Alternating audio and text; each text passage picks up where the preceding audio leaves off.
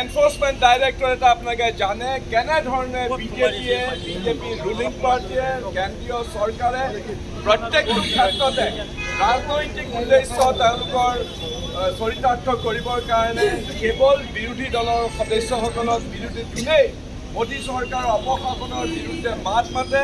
সেইসকলৰ বিৰুদ্ধে পোহনীয়া কুকুৰৰ দৰে এই ইডিক তেওঁলোকে অপব্যৱহাৰ কৰিছে আৰু ইডিয়ে প্ৰত্যেকটো ক্ষেত্ৰতে অপজিশ্যনক প্ৰত্যেকটো ক্ষেত্ৰতে অন্যায়ভাৱে হাৰাশাস্তি কৰি পেলাই গণতান্ত্ৰিক যিটো ব্যৱস্থা গণতান্ত্ৰিক যিটো কাঠামো সেই কাঠামোটো তেওঁলোকে দুৰ্বল কৰি অহৰহভাৱে আঘাত কৰি আহিছে। আজি আমাৰ অসম প্ৰদেশ কংগ্ৰেছ কমিটিৰ নিৰ্দেশত অসম প্ৰদেশ কংগ্ৰেছ কমিটিৰ সভাপতি শ্ৰী ভূপেন বৰাৰ নেতৃত্বত আমি কংগ্ৰেছ পৰিয়ালৰ সকলোৱে ইডিক দেখুৱাই দিওঁ যে তোমালোকৰ এই পক্ষপাতিত্ব এই খেলুক দেখি দুৱাৰ বান্ধে খেলুক দেখি ৰান্ধে বাঢ়ে এই দুমুখীয়া নীতি তোমালোকক নচলিব। তোমালোকে নিৰপেক্ষভাৱে সাংবিধানিক যিটো তোমালোকক ইনষ্টিটিউশ্যন হিচাপে মহাত্মা গান্ধীৰ পিছত ভাৰতৰ গণতান্ত্ৰিক ব্যৱস্থাত গঢ়ি তোলা হৈছিলে সেইটো তোমালোকে ৰক্ষা কৰা, অন্যথা ভাৰতৰ জনগণে তোমালোকক কেতিয়াও এনেধৰণে দুমুখীয়া নীতি গ্ৰহণ কৰিবলৈ নিদিয়ে। আজি কংগ্ৰেছৰ এই আন্দোলনত আপোনালোক সকলো সমবেত হোৱাৰ বাবে ময়ো ধন্যবাদ জনাইছোঁ আৰু আহক আমি একেলগে অগ্ৰসৰ হ'ম ইডিৰ বিৰুদ্ধে এই আন্দোলনত অংশীদাৰিত্ব ল'বৰ কাৰণে। ধন্যবাদ। ইডি ৰাজনৈতিক হাতিয়াৰ হোৱা নচলিব।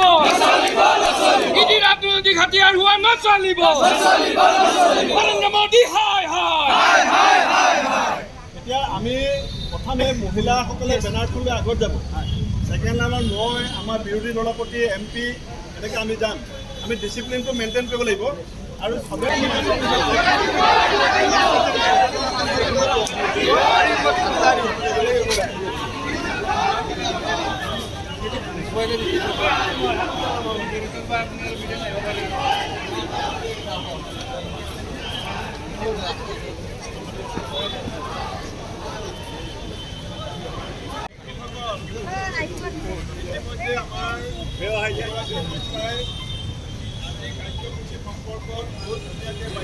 মিটিঙে আছিল আমি আমাৰ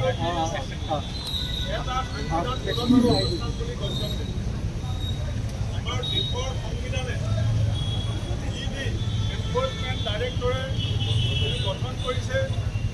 তেওঁলোকক দায়িত্ব দিয়া হৈছিলে যে দেশৰ সম্পদ যদি কোনোবাই লুণ্ঠন কৰে সেই লুণ্ঠনৰ পৰা দেশক সুৰক্ষা দিবৰ কাৰণে ইডিয়ে নিজৰ আইনমতে সিদ্ধান্ত ল'ব লাগিব। কিন্তু আমি সকলোৱে